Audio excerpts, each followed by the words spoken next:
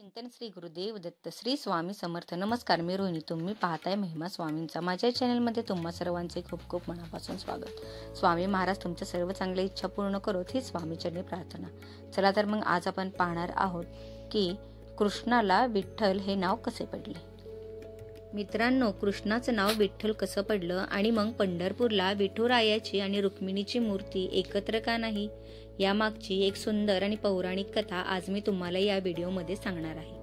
हा व्हिडिओ ऐकण्यापूर्वी तुम्ही जर चॅनेलवर नवीन असाल तर चॅनेलला सबस्क्राईब करा आणि हो, बेल आयकनला क्लिक करा, म्हणजे माझे नवीन नवीन व्हिडिओ तुम्हाला मिळत राहतील. चला तर मग पाहूया ही सुंदर अशी एक पौराणिक कथा.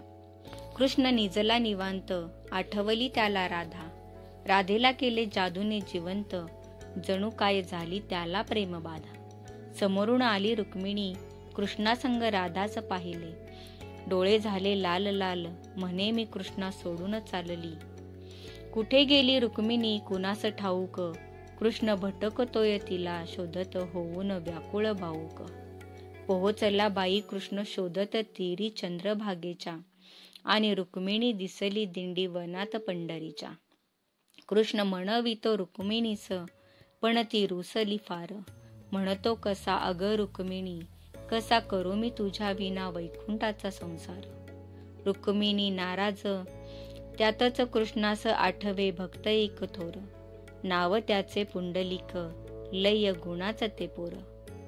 पुंडलिकाच्या घरी आली कृष्णाची ग बाई स्वारी, पुंडलिक करतो आई बापाची सेवा, ठेवून उभा विटेवर कृष्णाला दारी. वाट पाहता पाहता कृष्णाची मूर्ती राहिली, विटेमुळे विठ्ठल त्यास प्रचिती जाहली. 28 युगे झाली लांब उभी राहिली रुक्मिणी, रुसवा तो परी अवघ्या भूमंडळाचा संसार बघत. विठ्ठल उभा विटेवरी, भूमंडळी म्हणे विठ्ठलास बाप, आणि रुक्मिणीस आई, आणि बोला जय जय विठोबा रखुमाई, जय जय विठोबा रखुमाई, विठोबा रखुमाई, जय जय विठोबा रखुमाई. चला तर मित्रांनो, अशी ही सुंदर कथा की कृष्णाला विठ्ठल हे नाव का पडले. कथा आवडल्यास व्हिडिओला लाईक, शेअर आणि सबस्क्राईब करायला विसरू नका. तर पुन्हा भेटूया एका नव्या व्हिडिओमध्ये एका नव्या विषयासह. तोपर्यंत जय जय विठोबा रखुमाई. श्री स्वामी समर्थ.